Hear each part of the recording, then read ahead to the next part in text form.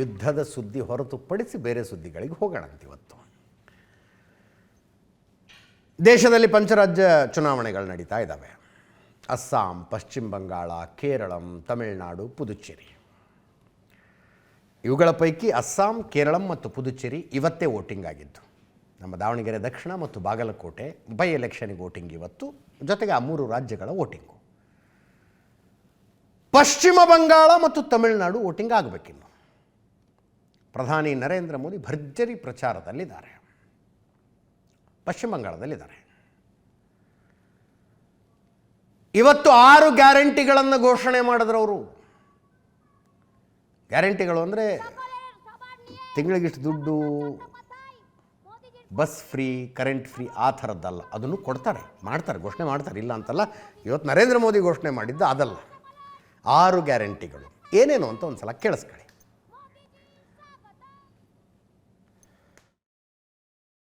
मैं पश्चिम बंगाल को 6 गारंटियां देता हूं।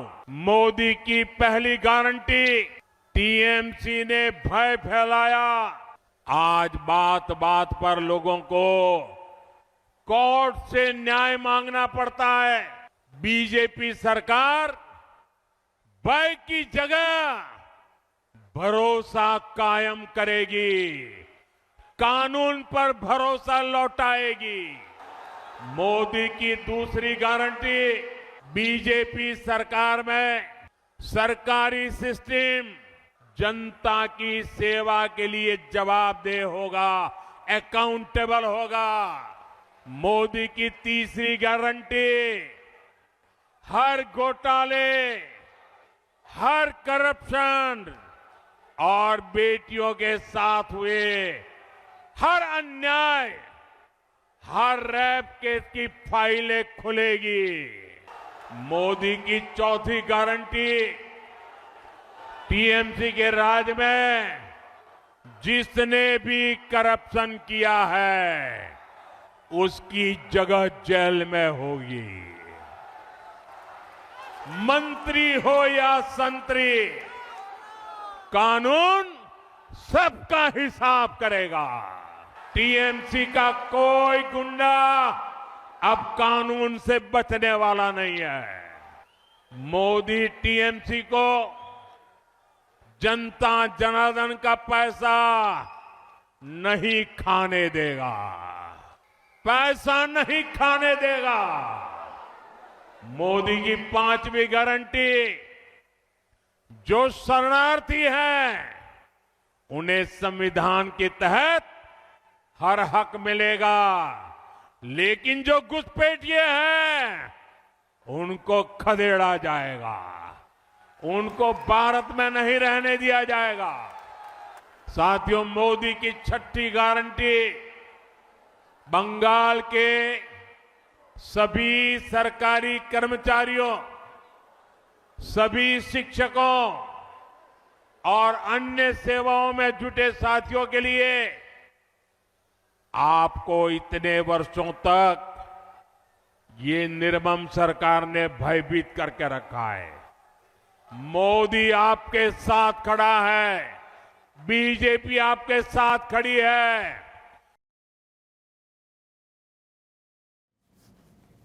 ಈ 5 ರಾಜ್ಯ ಏನು ಚುನಾವಣೆಗೆ ಹೋಗ್ತಿದ್ದಾವಲ್ಲ, 5 ರಾಜ್ಯಗಳ ಪೈಕಿ ಅಸ್ಸಾಂ ಬಗ್ಗೆ ಏನು ಕುತೂಹಲ ಉಳಿದಿಲ್ಲ. ಅಸ್ಸಾಂನಲ್ಲಿ ಮತ್ತೊಮ್ಮೆ BJP ಗೆಲ್ಲುತ್ತೆ ಅಂತ. ಹ್ಯಾಟ್ರಿಕ್ ಹೊಡೆದಂಗೆ ಆಗುತ್ತೆ ಈ ಸಲ BJP ಗೆದ್ದರೆ. ಉಳಿದ ಈಗ ಪುದುಚೇರಿ ಅಷ್ಟೊಂದು ಚರ್ಚೆ ಆಗೋದಿಲ್ಲ, ಸಣ್ಣ ಕೇಂದ್ರಾಡಳಿತ ಪ್ರದೇಶ. ಅದು 33 ವಿಧಾನಸಭಾ ಕ್ಷೇತ್ರ ಬರ್ತವೆ. ಅಂದರೆ ಬೆಂಗಳೂರಿನಲ್ಲೇ 28 ಇದ್ದಾವೆ, ಯೋಚನೆ ಮಾಡಿ ನೀವು ಸಿಟಿಲಿ. ಉಳಿದ ರಾಜ್ಯಗಳು ಕೇರಳಂ, ತಮಿಳುನಾಡು ಮತ್ತು ಪಶ್ಚಿಮ ಬಂಗಾಳ. ಇಲ್ಲಿ ಏನಾಗುತ್ತೆ ಕುತೂಹಲ ಇದೆ. ಅತಿ ಹೆಚ್ಚಿನ ಕುತೂಹಲ, ಐ ಡೋಂಟ್ ನೋ ವೈ, ನನಗಿರೋದು ಪಶ್ಚಿಮ ಬಂಗಾಳದ ಬಗ್ಗೆನೇ. ಇದುವರೆಗೂ ಬಂದಿರುವ ಎಕ್ಸಿಟ್ ಪೋಲ್ ಅಂತೀನಿ, ಚುನಾವಣಾ ಪೂರ್ವ ಸಮೀಕ್ಷೆಗಳು ವೆರಿ ಇಂಟ್ರೆಸ್ಟಿಂಗ್ ಡೇಟಾ ಕೊಡ್ತವೆ. BJPಯ ವೋಟ್ ಶೇರ್ ಜಾಸ್ತಿ ಆಗುತ್ತೆ, ಸೀಟ್ಗಳು ಜಾಸ್ತಿ ಆಗ್ತವೆ, ಬಟ್ ಅಧಿಕಾರಕ್ಕೆ ಬರೋದಿಲ್ಲ ಅಂತ. ದೀದಿ, ಮಮತಾ ಬ್ಯಾನರ್ಜಿ ಮತ್ತೊಮ್ಮೆ TMCಯನ್ನು ಗೆಲ್ಲಿಸಿಕೊಳ್ಳುವಲ್ಲಿ ಯಶಸ್ವಿ ಆಗ್ತಾರೆ ಅಂತ ಇದುವರೆಗೂ ಬಂದಿರುವ ಚುನಾವಣಾ ಪೂರ್ವ ಸಮೀಕ್ಷೆಗಳು ಹೇಳ್ತಾ ಇದ್ದಾವೆ. ಲಾಸ್ಟ್ ಟೈಮ್ 77ರ ತನಕ ಬಂತು BJP. ಚುನಾವಣೆಗಿಂತ ಮುಂಚೆ ಸೃಷ್ಟಿಯಾದ ಹವಾ ನೋಡಿದ್ರೆ ಗೆದ್ದೆ ಬಿಡ್ತಾರೇನೋ ಅನ್ನೋ ಹಂಗಿತ್ತು. ಬಟ್ ಮಮತಾ ಬ್ಯಾನರ್ಜಿ ಏನು ಫೈಟು. ಈ ಸಲವೂ ಹಾಗೆ ಇದೆ ಪರಿಸ್ಥಿತಿ.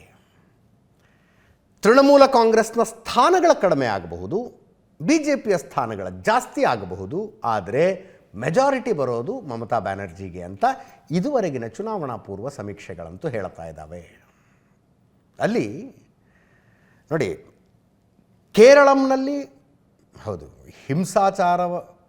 ಹಿಂಸಾಪೂರಿತ ಚುನಾವಣೆಗಳೇ ನಡೀತಾ ಇದ್ವು. ಪೊಲಿಟಿಕಲ್ ವೈಲೆನ್ಸ್ ತುಂಬ ಒಂದು ಹಂತಕ್ಕೆ ಬಂತದು. ಬಟ್ ಪಶ್ಚಿಮ ಬಂಗಾಳದಲ್ಲಿ ಇನ್ನೂ ಹಾಗಾಗಿಲ್ಲ.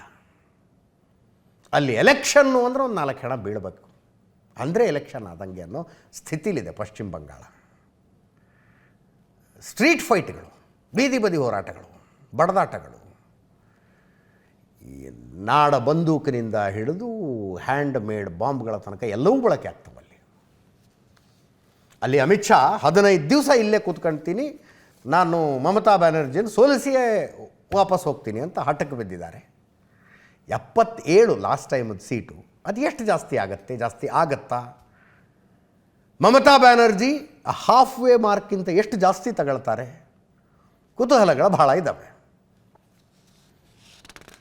ಅಲ್ಲಿ ಹೆಂಗೆ ಅಂದರೆ ಕೇಂದ್ರ ಸರ್ಕಾರ ವರ್ಸಸ್ ರಾಜ್ಯ ಸರ್ಕಾರದ ಫೈಟ್ ಯಾವ ಮಟ್ಟಿಗೆ ಸೆಂಟ್ರಲ್ ಏಜೆನ್ಸಿಯಿಂದ ಅಧಿಕಾರಿಗಳು ಬಂದರೆ ಅವ್ರ ಜೀವನ ಸುರಕ್ಷಿತ ಅಲ್ಲ. ಅಲ್ಲಿ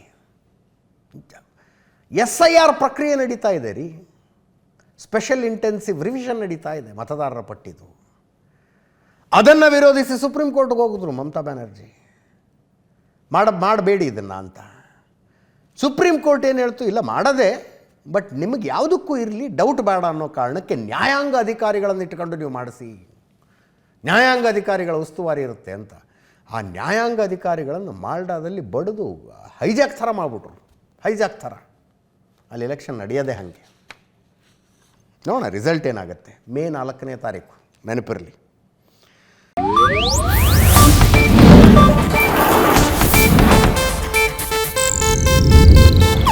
ಇದು ಏಷ್ಯಾನೆಟ್ ನ್ಯೂಸ್ ನೆಟ್ವರ್ಕ್ ಪ್ರಸ್ತುತಿ.